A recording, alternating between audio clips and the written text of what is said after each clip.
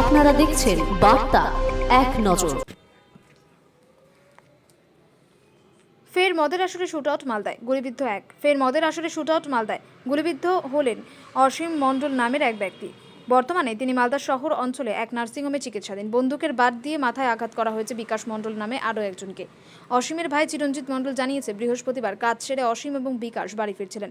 রামনগর গ্রাম পঞ্চায়েত এলাকার সামনে একটি মদের আসর বসে। সেখানে দুষ্কৃতীদের একটি দল দুজনের উপর হামলা চালায় বলে অভিযোগ। অসীমের গায়ে দুটি গুলি লেগেছে বলে দাবি তার ভাইয়ের।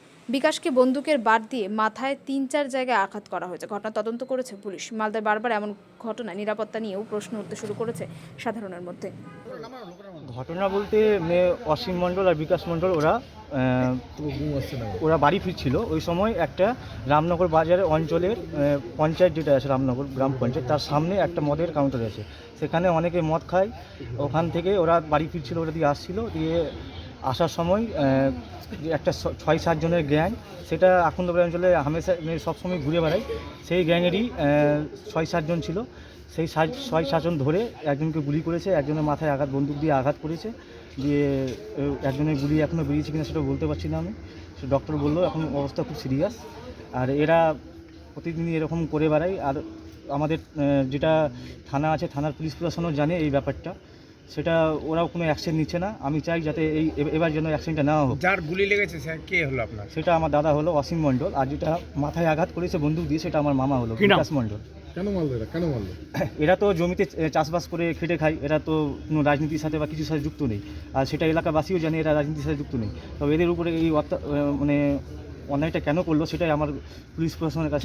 মদ খাওয়ার প্রতিবাদ করেছিল? মদ খাওয়ার প্রতিবাদ এরকম মদ খাওয়ার প্রতিবাদ সেটা তো আমি জানি না, আমি কথা বলিনি। কিন্তু গুলি বেরিয়েছে, কোথায় গুলি লেগেছে? গুলি লেগেছে এখানে হাতের নিচে লেগেছে, কিন্তু এখনও মানে ডক্টর বললো যে গুলি বেরিয়েছে কিনা আমরা এখন বলতে পারবো না। কারা মারলো বলতে ওই আমি যার মধ্যে ওদের একটা গ্যাং আছে।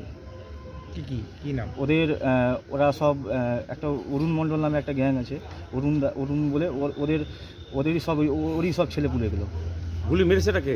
মেরেছে এটা উজিরপুরের একটা ছেলে, প্রদীপ মণ্ডল ওর বাবার নাম। ওর ছেলের নাম হচ্ছে অপরজিৎ মণ্ডল।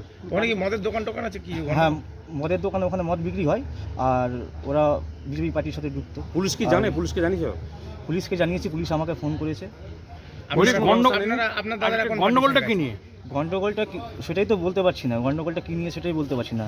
আর ওরা এই যে দুজন আছে যে আহত হয়েছে, তারা কোনো গন্ডগোলের সাথে থাকে না। এরা চাষবাস করেই খায়। জমিতে চাষ, সকাল হলে জমি যায়, সন্ধ্যা হলে জমি ফিরে।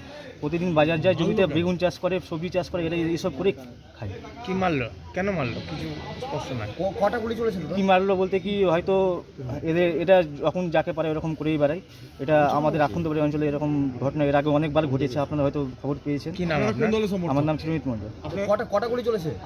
আমি টিএমসি করি। আর আমার মা এর আগে পঞ্চায়েত সমিতি থেকে ক্যান্ডিডেট ছিল।